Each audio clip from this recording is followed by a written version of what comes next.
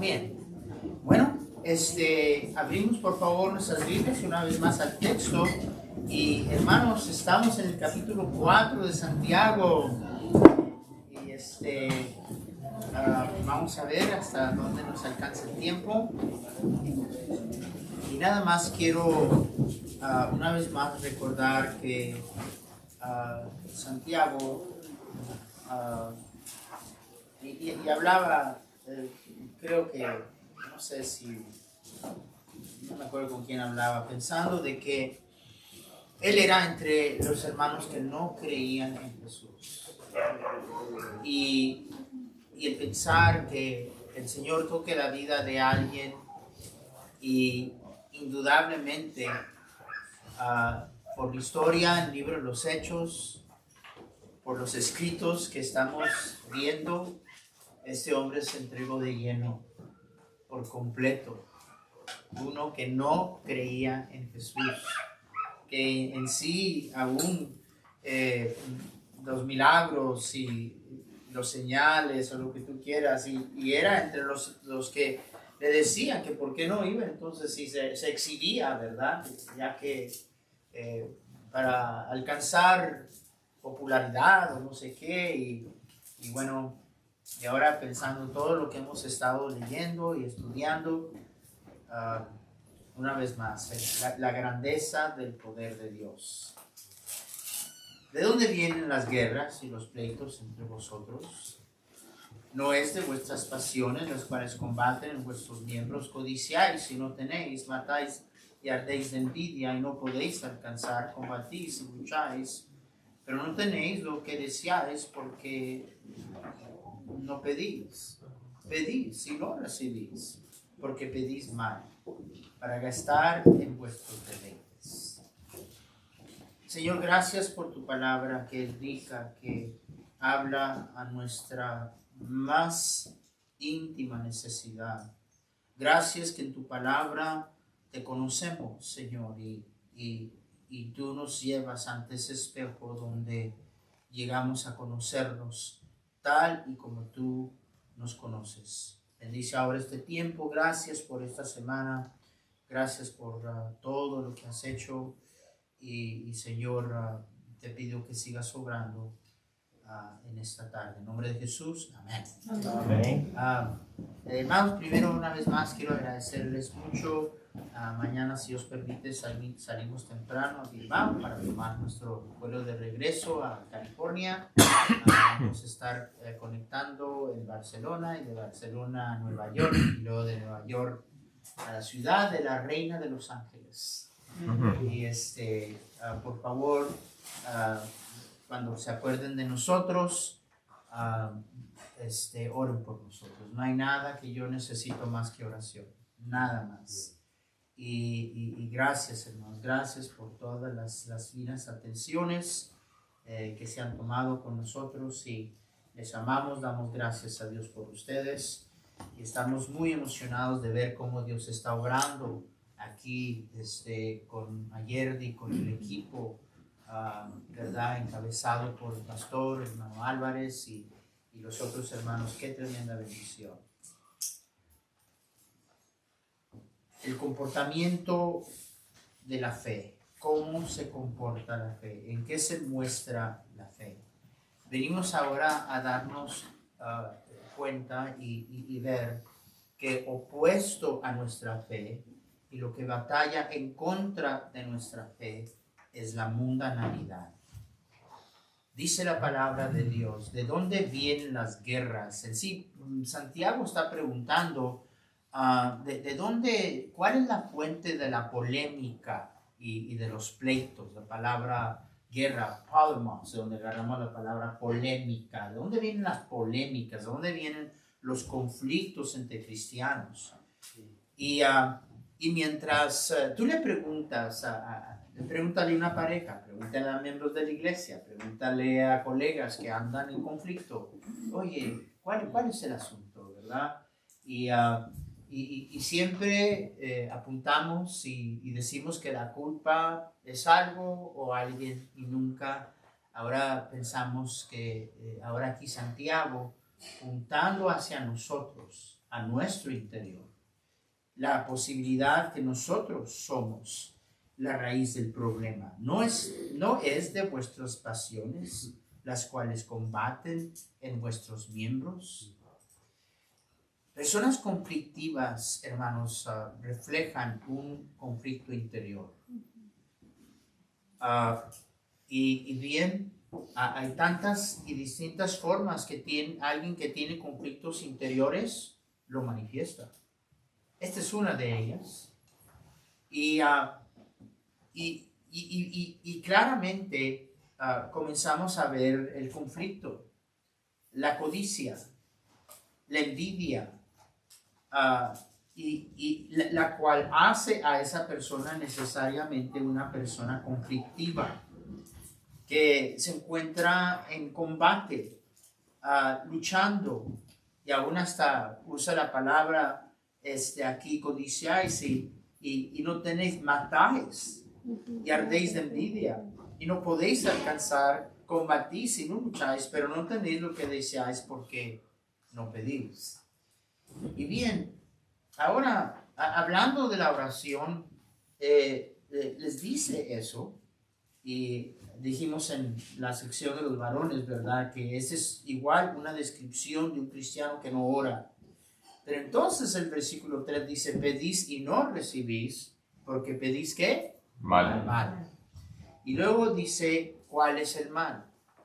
Para gastar en vuestros deleites. Más hay allí una tremenda verdad que necesitamos comprender para ser efectivos en la oración. No hay un ánimo más grande a la oración que ver a Dios contestando oración. Vives en el patrón de ver al Señor contestando la oración. Y como dijo aquel hermano, pastor, oré y no va a creer. Así, y así somos, ¿verdad? Y no va a creer. ¿Qué pasó? Mire que Dios obró. Wow. Pero cuando vives en esa experiencia no hay un ánimo más grande que ver a Dios contestar tus oraciones. Pero crítico a la efectividad de nuestras oraciones es comprender y darnos cuenta que muchas veces estamos pidiendo de acuerdo a nuestros deseos y lo que nosotros quisiéramos. Y gloria al Señor. He dicho, y creo que lo repetí varias veces, aprendemos a orar orando. Y no vas a entrar a un serio compromiso con el Señor en la oración sin rápidamente entender. Y gracias a Dios, acuerdo a Romanos 8, que el Espíritu Santo intercede por nosotros y presenta las cosas ante el Señor, ¿verdad? Como es debido y no acuerdo a nuestros caprichos y nuestros deleites.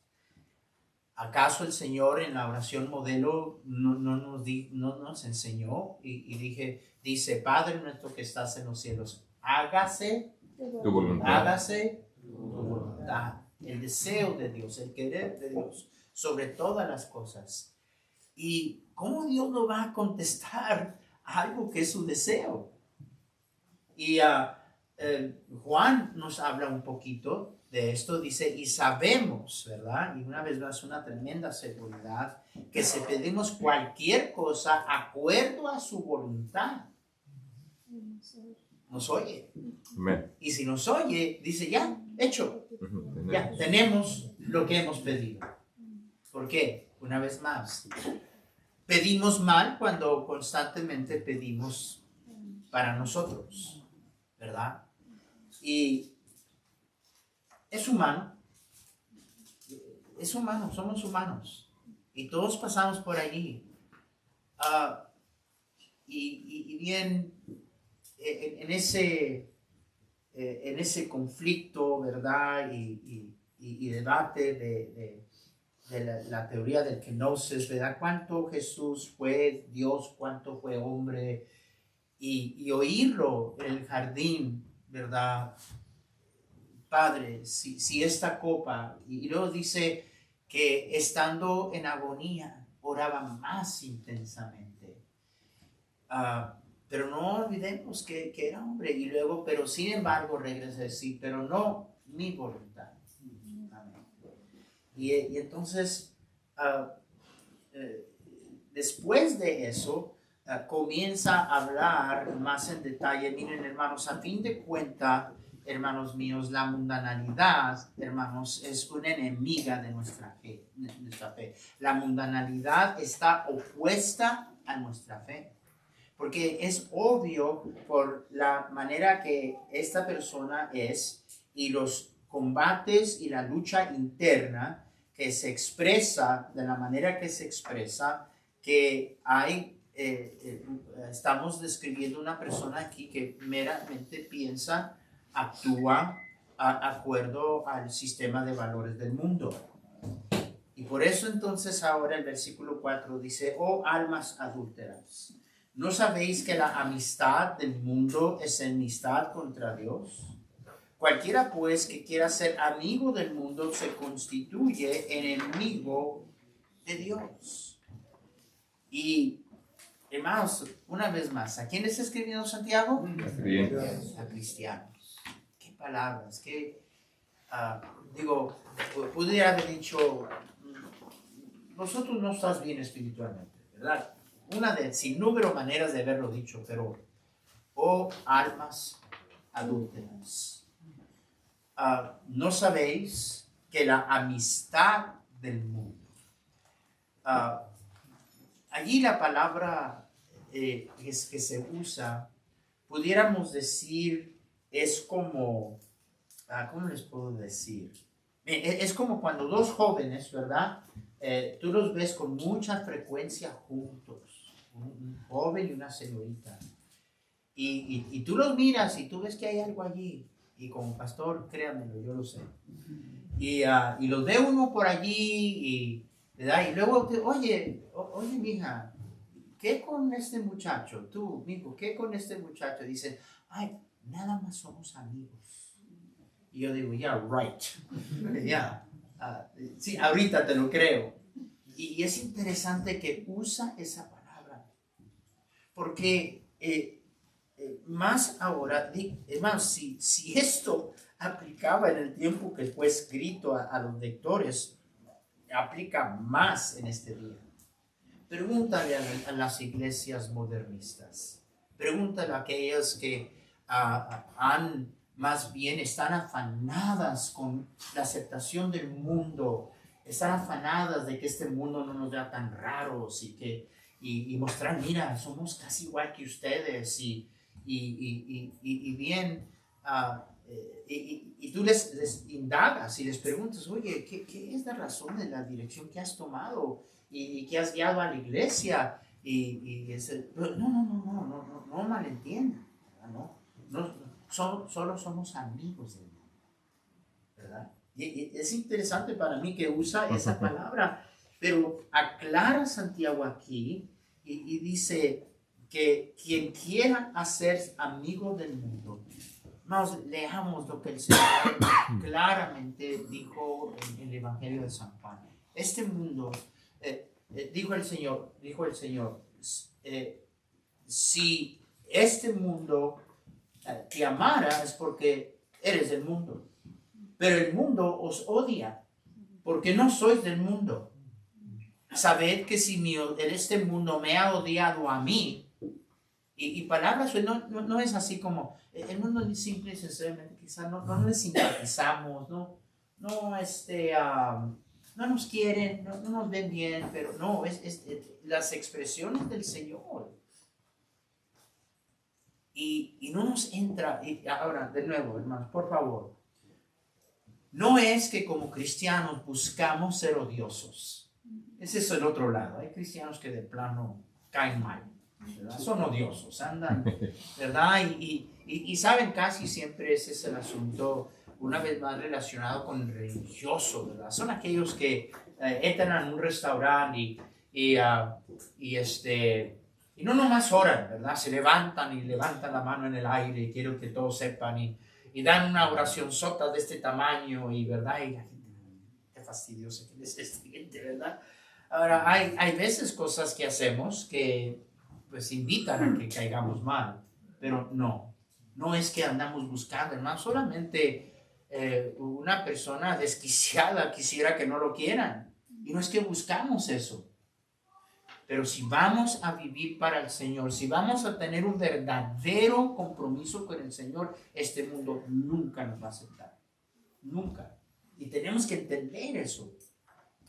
Por lo cual dice que cualquiera que quiera ser amigo del mundo se constituye enemigo de Dios. Extra. Habla literalmente de hostilidad. Está hablando de alguien que se posiciona. Ahora, está hablando de Dios. Y dice, el que quiera hacer amistad con el mundo se constituye enemigo de Dios. Y está describiendo a alguien que se pone en posición para enfrentar a su enemigo, a su adversario. De todos los conflictos y los adversarios, incluyendo el diablo, hermanos, yo prefiero cualquier persona contra mí menos él. Que Dios levante armas en contra de mí. Y es necesario entender esto, porque tomamos esto tan a la ligera. ¿Qué tiene que ver? ¿Verdad? Yo siempre sé cuando alguien en la iglesia está, ¿verdad?, viviendo en el mundo y queriendo justificarlo, normalizarlo, por esa preguntita que siempre, ¿y qué tiene de malo? ¿Y qué tiene de malo? ¿Y qué tiene de malo? Y es necesario ir a las Escrituras. Mira, si tú te llamas cristiano, dices que eres cristiano, te voy a mostrar qué tiene de malo. A propósito, siempre contestar con las Escrituras. Siempre. Ya ese tiempo de nosotros, los bautistas del tiempo pasado, pues porque yo dije ya. Not gonna pan over, no way in the world. No. Y debido a eso, hermano, porque deberíamos de dar una respuesta bíblica. Amén. Amén. No, de todo deberíamos. Y nos paramos y nos fundamentamos en las Escrituras detrás de principios y cosas. Tenemos que siempre, mi pastor siempre decía, capítulo y versículo, capítulo y versículo, capítulo y versículo. No nomás es de que yo dije y así es y usted se calla y yo soy el pastor. No. Y vamos a encontrar que siempre la palabra de Dios hace su obra. ¿O pensáis que la Escritura dice, hermano, el Espíritu que Él ha hecho morar en nosotros nos anhela celosamente?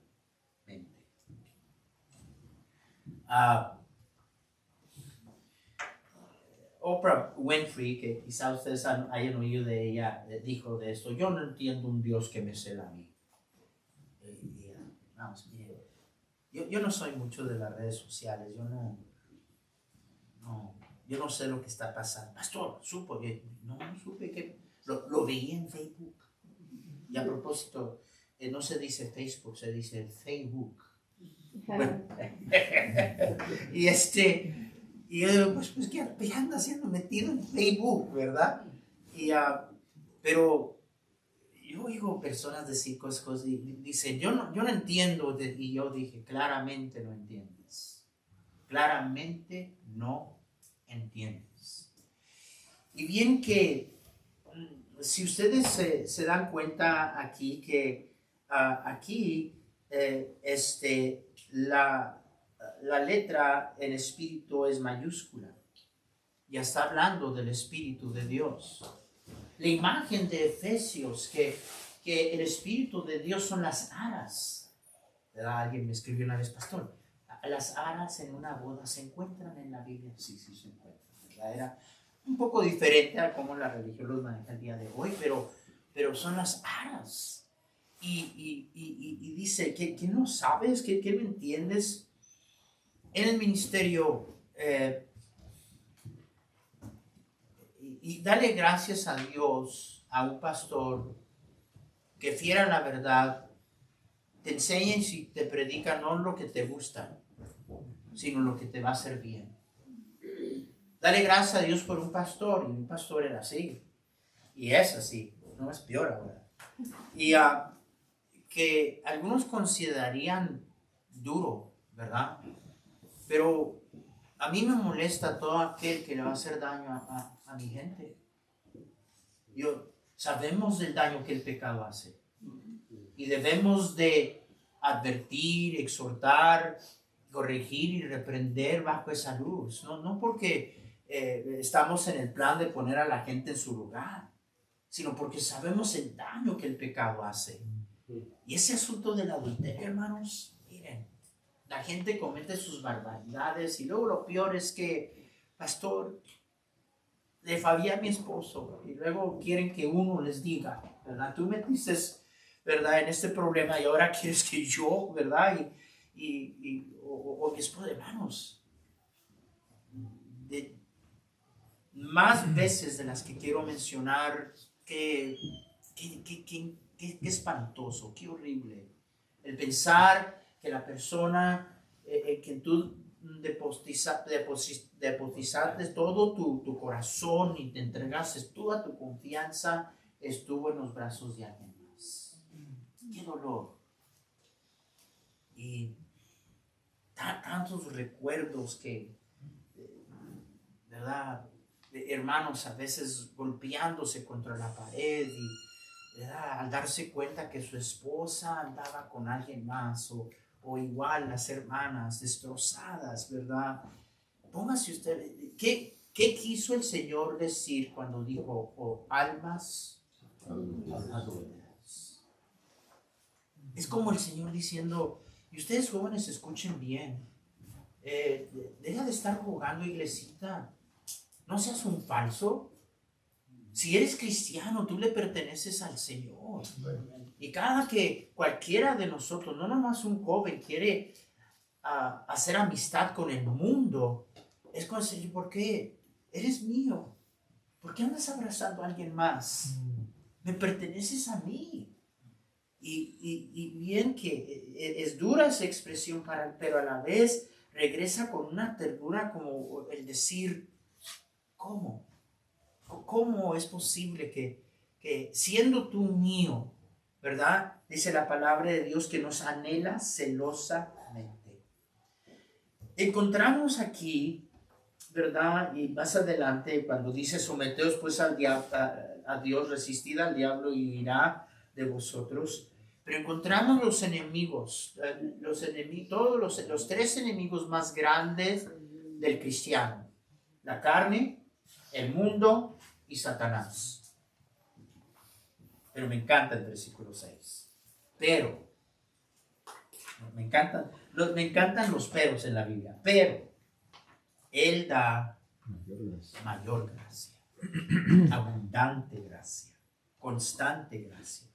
Por esto dice, Dios resiste a los soberbios. Ya está esa palabra de posicionarse como que estás enfrentando a tu enemigo, y da gracia a los humildes.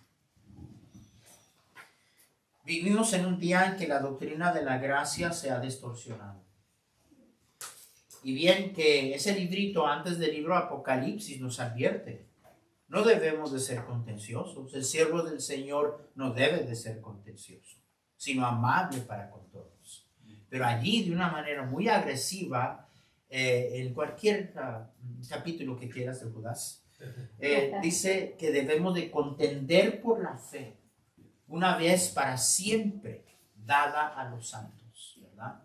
Y luego la descripción allí, ¿verdad? Es algo que tenemos que observar y no tomarlo a la ligera. Todo el libro trata con la apostasía y comienza de esta manera, que nosotros debemos de contender por la fe, y luego la descripción, hermanos, que comienza a dar de estos apóstatas. Y dice, porque algunos hombres han entrado encubiertamente. Cuidado.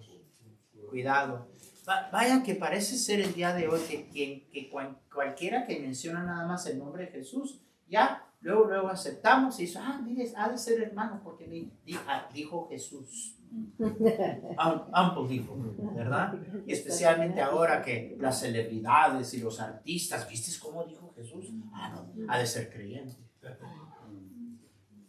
Se nos ha olvidado que el Señor nos advirtió y dijo, muchos me dirán aquel día, Señor, no predicamos en tu nombre. Y la advertencia en Mateo 23 en cuanto a las cosas del futuro, en la escatología, el Señor nos advirtió que en este tiempo tenemos que cuidarnos de falsos profetas que vendrían en su nombre, inclusive clamando ser Él. Y dice la Biblia que vienen encubiertamente. Los que desde antes habían sido destinados para esta condenación. Palabras fuertes, pero ciertas. Hombres impíos. Y hoy en día, no debemos de expresarnos de nada de esa manera. Pues habla con Judas cuando llegues al cielo. Pero es que no se puede tomar a la ligera. Y luego nos dice cuál es el problema. Dice que convierten en libertinaje la gracia de Dios.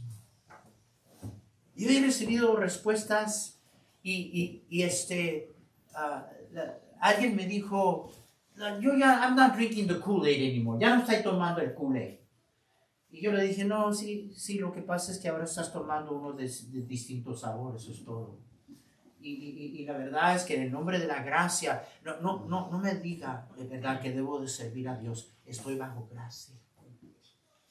Y esa es la distorsión increíble. Y la palabra de Dios, y es necesario entender lo que dice Santiago, porque yo no sé de ti. ¿Sabes lo que yo más necesito que ninguna otra cosa? Yo necesito gracia. Pablo le escribe a Timoteo y le dice en instrucción, esfuérzate en la gracia. Gracia.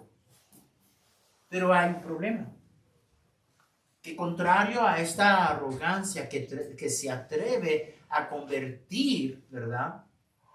Pablo, 1 Corintios 15 dice, por la gracia de Dios soy lo que soy. Sigue leyendo. Y su gracia no ha sido en vano en mi vida.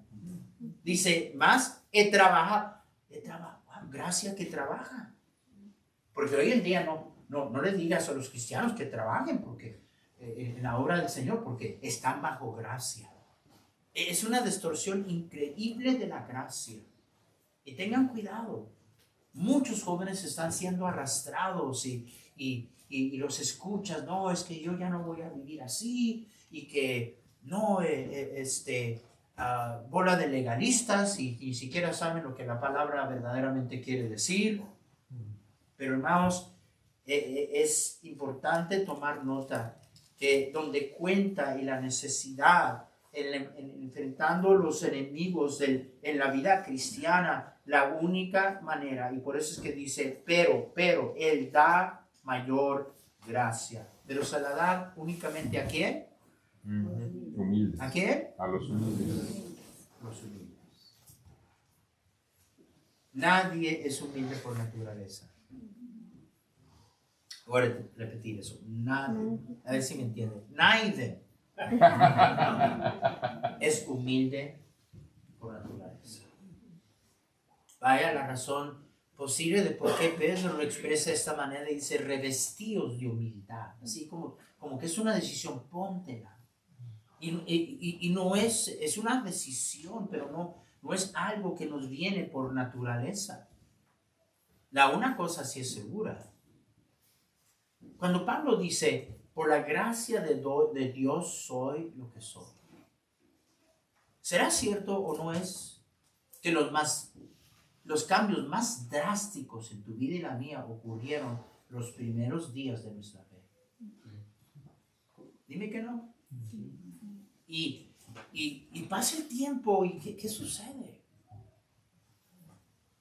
La razón que tantos cristianos están aburridos con su vida es porque hay tiempo que no ven a Dios haciendo nada en sus vidas.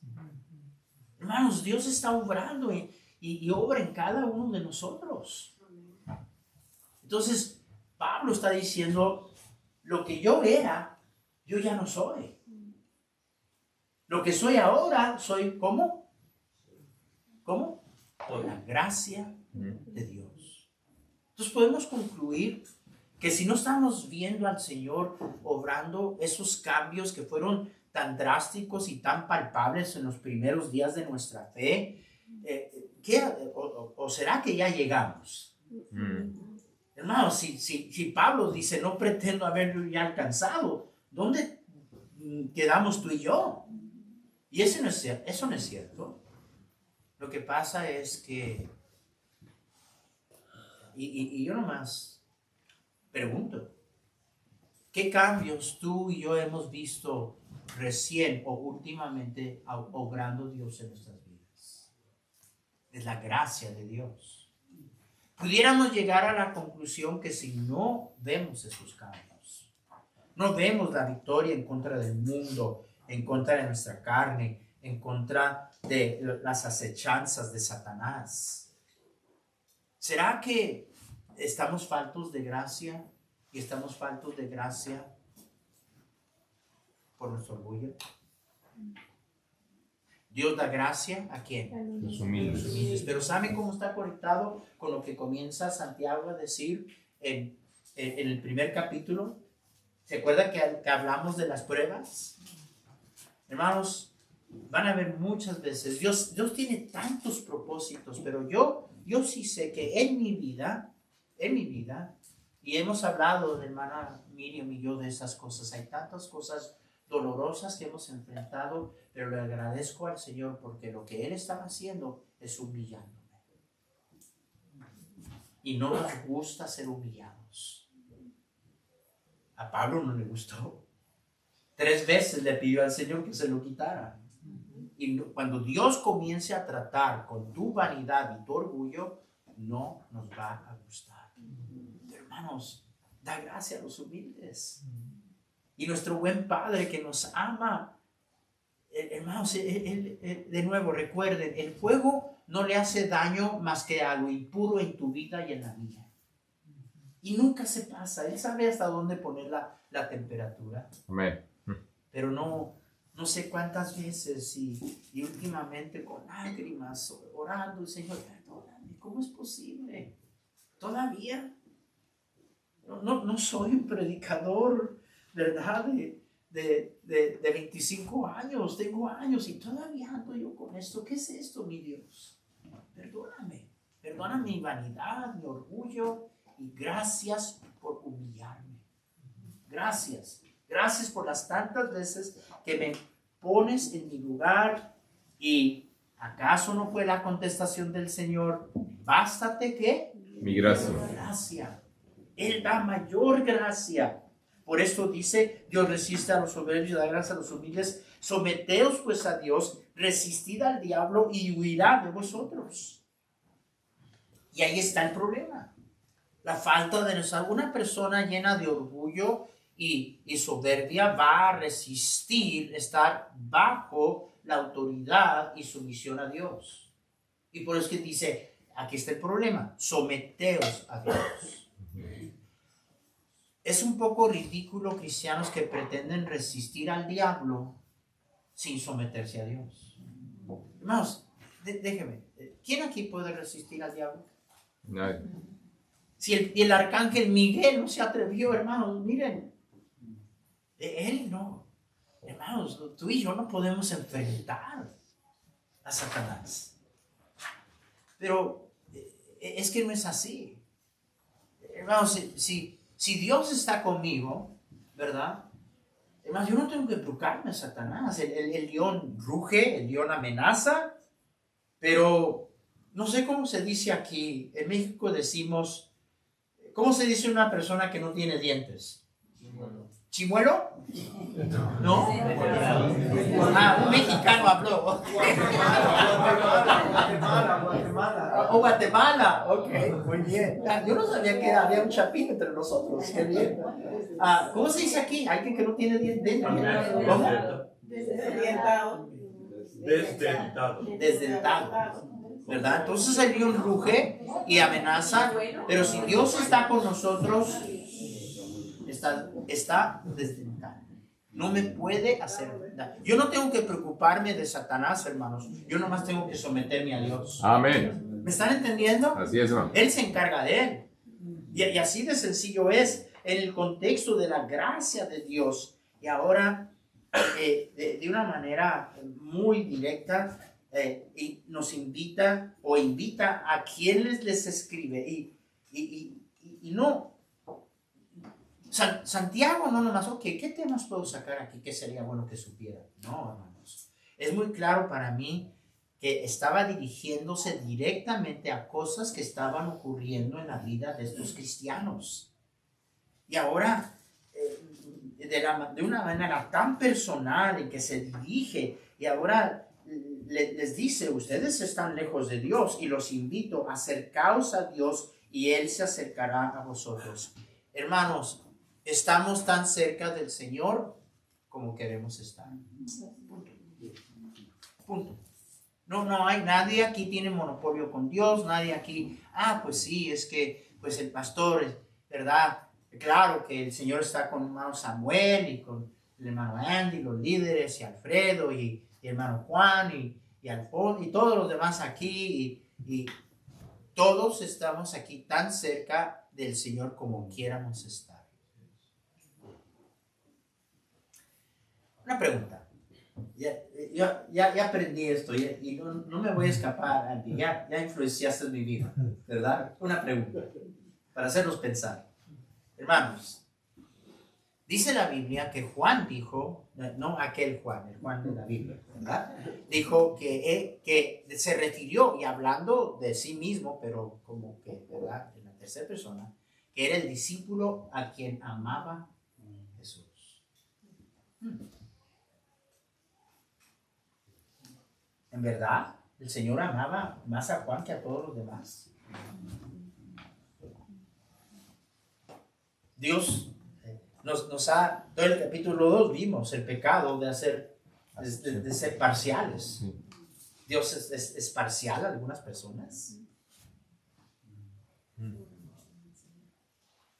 Más veo como que los fusibles se están quemando en algún lugar. Hermanos, el Señor Jesús no dijo eso de Juan. Es Juan que lo dijo. ¿Me sigue? Es Juan quien lo dijo. Jesús nunca dijo, yo amo a Juanito más que todos los demás. Nunca jamás dijo eso. Es Juan diciendo, era la relación y la percepción de él con su Señor. Y yo le digo a los hermanos, miren, les voy a decir algo, no se vayan a molestar conmigo, no se enojen cuando les diga esto, no les dé envidia. Yo soy el consentido del Señor.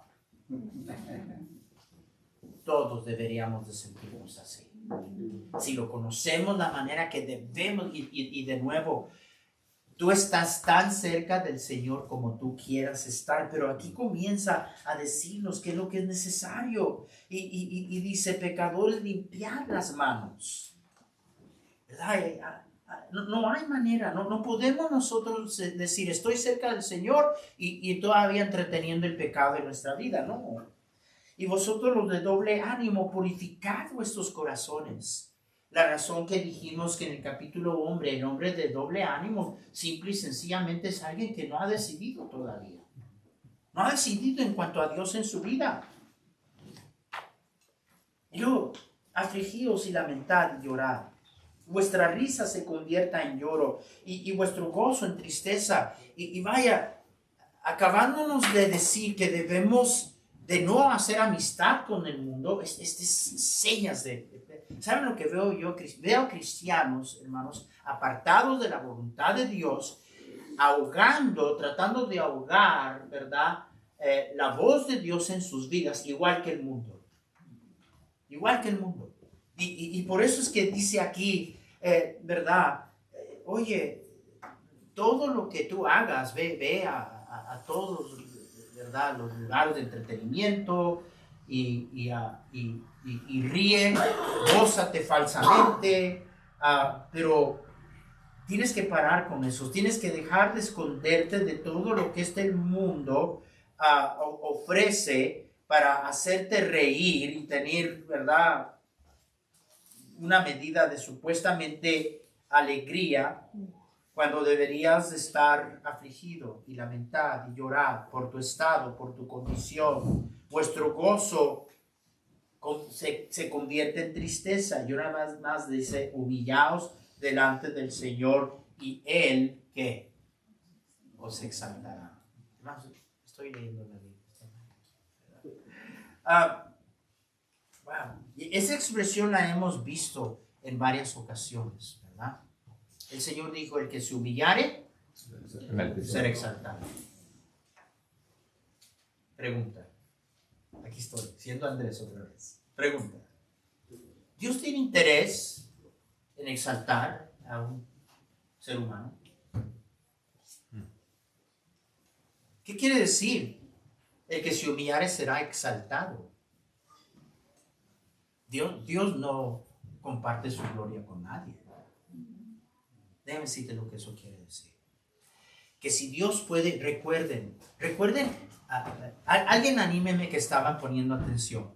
¿Qué es la razón y el fin de Dios en las pruebas, en las diversas pruebas? Dios quita las impurezas porque Él pretende que, a ver, anímeme, alguien que estuvimos poniendo atención y nada más fingiendo que estábamos poniendo atención. Prueba nuestra fe para ser útiles. ¿Cómo? Prueba nuestra fe. Se vale, si tomaste notas, hasta te permito que veas las notas, por favor, cuando vengas, ¿verdad? Él sabe que si vamos a pasar, si nos deja vivir en ese proceso, vamos a poder ser útiles a Él. Gracias, gracias. Dios nos quiere, nos molda para su máximo uso. Máximo uso. Y eso es lo que este versículo está diciendo. Si yo puedo encontrar a alguien en quien yo puedo confiar, que no se va a autoexaltar, que no va a tomar crédito por lo que yo hago, yo lo voy a exaltar. Y lo que está diciendo es que Dios está diciendo que Él va a elevar la medida de la influencia de alguien.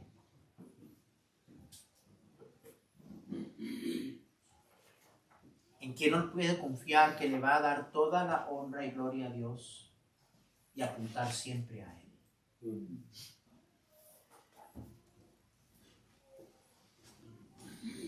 Cuidado, tengamos cuidado. Y todos nosotros tenemos que, y de nuevo, ese asunto del Señor humillándonos es precisamente, vea, si tú vas a ser útil al Señor, Él va a tener que tratar con esto. Y si nosotros nos humillamos delante de Él, entonces Dios confía que Él puede usarnos de una manera grande para ser una influencia para Él. No apuntar a nosotros, apuntar a Él. ¿Te has dado cuenta? Y por eso es que nunca deberíamos de estar viviendo con envidias y celos. ¿Y por qué ese ahí? ¿Y por qué? Yo sé mejor que él. Y yo esto, ¿verdad? Y hay una humildad a veces en los siervos de Dios, como aquel pastor que le dijeron, pastor, tremendo mensaje, tremendo. Dijo, eso no es nada, tengo otros mejores. Pero yo sé que en España eso no sucede. No, ¿verdad que eso no? Estoy empezando. Tremendo.